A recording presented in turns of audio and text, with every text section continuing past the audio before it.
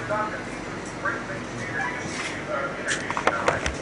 First, what I talked about before we go into anything real deep, first, what I talked about this earlier thing I talked about this assassination. Is this true? Oh, well, that did appear that we were dead, but we wasn't. We were just doing other things, and we slipped through the net, you might say. And of course, all the reports come out that we were dead, and there's lots of people very happy about that. But it's going to take a lot more than that to kill me, really. Because when you're talking about the times they tried. When the time they tried to kill us, yeah. Yeah, but the previous time. Look, I've had many assassination attempts in my lifetime, but there's a simple truth here. If you want to find out who Christ is today, all you've got to do is find the most royal man alive, and you've got it. Now, the royal tribe is Judah. That's not the religion, Judaism. It's got nothing to do with it. That's a load of crap. What it is genetic. So if you look up in any library in North America or in England, anywhere I speak English, you'll find Burke's Peerage, and you'll find Marshall, and you'll find Golightly, which is my mother and father. That descends down through various lines of kings, through my grandmother on the Irish line. It goes back to the line of kings there. That's on the Marshall side. Her name was Maloney. And then on the other side, my grandfather, Francis Golightly, his wife was a Habsburg. And that goes back to 846 era AD, where the line was diverted over to England. And it was there, of course, before William the Conqueror arrived. And the same with the Marshall lines. It comes through the descendants of D'Avenal, which is a royal line. Now, if you try and find this kind of thing out now, you have to go out and do it with paper, because the internet has blocked all connections to the Golightly heritage and the Habsburg through my grandmother, and the Marshall line through to King William, the line of Scotland, etc. So it's very, very difficult. In a way, it's a compliment, because they're packing the shits and they're running away. Now, what we have before us in the world is your water is poisoned, your food is poisoned, the air is poisoned, your skies are poisoned, all your growing fields are poisoned. It is the most extraordinary thing. How America never went to a civil war when they first found out about this has got me beat. But people are dumbed down because of fluoride. That affects your pineal gland. That gives you the spirituality, if you like. So is this not what is expected to occur in the very last days?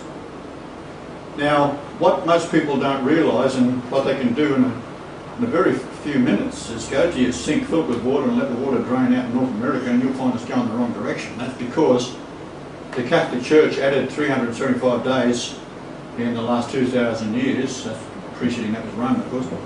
And they've altered time. We have been shifted forward in time. We are actually in 2012 now. And the crossover date, ironically, for the church who set up Christmas Day, that was the date that we crossed over. So it's a very, very interesting phenomenon. But how do you get through to all the people? It's only the likes of you, Donnie, that will remotely want to talk about it. And no mainstream newspaper, radio or anything like that will talk to me, although I have snuck on a few times, but now I'm in a total blackout in Australia. What I did in the past was have someone else call in, and then I'd take over the phone and talk to these talkback people. And I managed to get on, talk to quite a few people before it was blocked. I realised what I was doing. So it's all in the Great Pyramid. It's in the measurements of the Earth. I've done many uploads on Google Earth, which is totally inaccurate. If you're going to get accurate measurements, you have to go to any of the software that you can get for running GPS equipment, like Magellan is very, very good. And I've got about 8 programs of different cross-references I can do with different Magellan and other programs to show the accuracy of it. So the defining moment for the world, if they were all awake and watching, and I'm sure you the beast was the 25th of January 1944. At that moment, a solar eclipse occurred along the 25-degree latitude, and that's north, slightly below the Great Pyramid.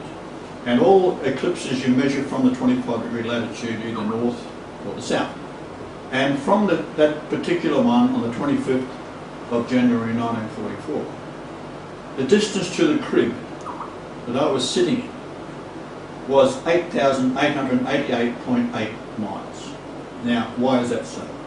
Well, 888 is the Greek gematria for the word Iesos, which is Jesus. Now, my genetics is so extraordinarily profound that no super cray computer could doubt what I'm telling the world. Only the fools that listen don't listen. This is the point. So you've got my brother, for example.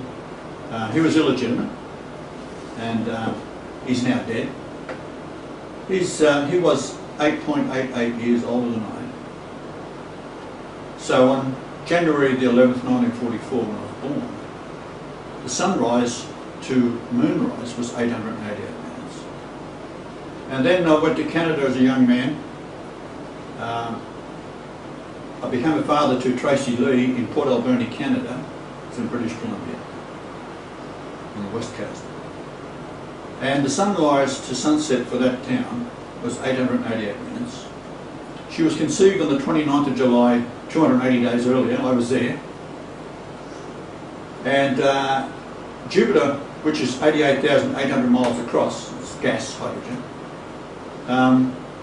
it was above Port Alberni for 888 minutes.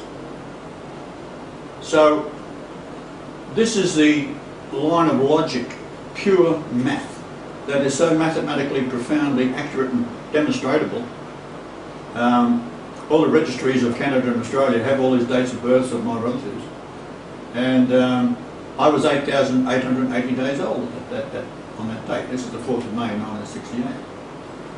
So what you have then is the 888 number repeating itself. So my third wife, she is Mary Magdalene. Absolute 100% proof of that as well. Where she was born, the house she grew up in, was 3,134 nautical miles from the South Pole. So you look that up in the concordance, and it's Maranatha, the judgment of Christ. When I met her, she had inherited a house from her mother, who lived